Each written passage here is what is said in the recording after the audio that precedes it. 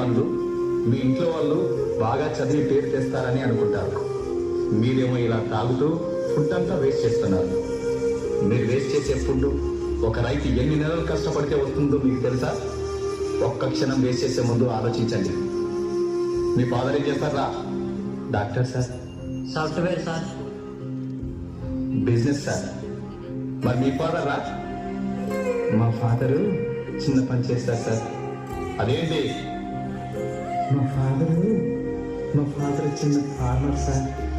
ఏంటి రైతు పని చేస్తాడని చెప్పడానికి అంత సిగ్గెందుకు? ఇప్పుడున్న పిల్లలు మీరు ఏమవుతారంటే అందరూ డాక్టర్, ఇంజనీర్, పోలీస్, టీచర్ అంటారే కానీ ఒక్కడు కూడా నేను రైతుని అవుతానని అనరు.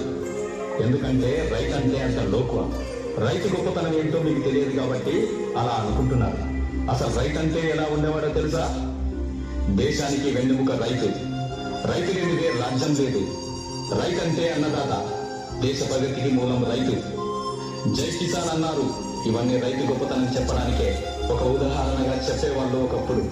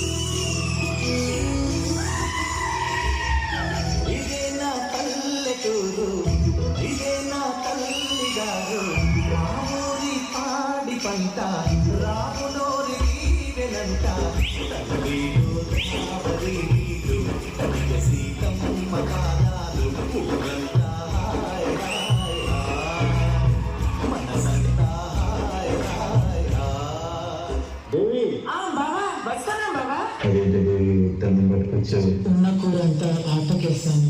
నీకు కారంతో పెట్టాను బాబా. ఈ వ్యవసాయ పని అవసరం అంటావా బాబా? ఫ్యాక్టరీ పనులకు వెళ్తే నాకు డబ్బులు వస్తాయి. ఇక్కడ వడ్లు రావట్లేదు, వడ్డీలు పెరిగిపోతున్నాయి. ఈ సంవత్సరం వర్షాలు పడితే మన జీవితాలే మారిపోతాయి. దేవి వర్షం పడుతుంది దేవి. ఇంకా మన కష్టాలు దిగిపోయినట్టే.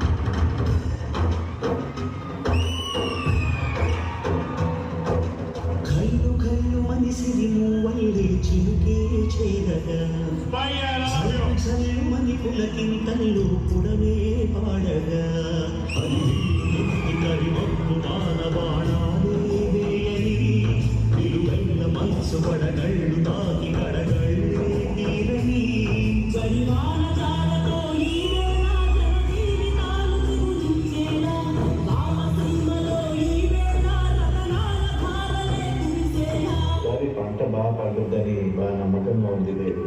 ఈసారి పండక్కి కొత్త బట్టలు కొనుక్కున్నాం. ఇలా ఆనందంగా ఉండే రైతన్న పరిస్థితి నేడు ఎలా ఉంది? ప్రకృతి కోపానికి విలవిలలాడుతూ కరువు కాటకాల్లో చిక్కు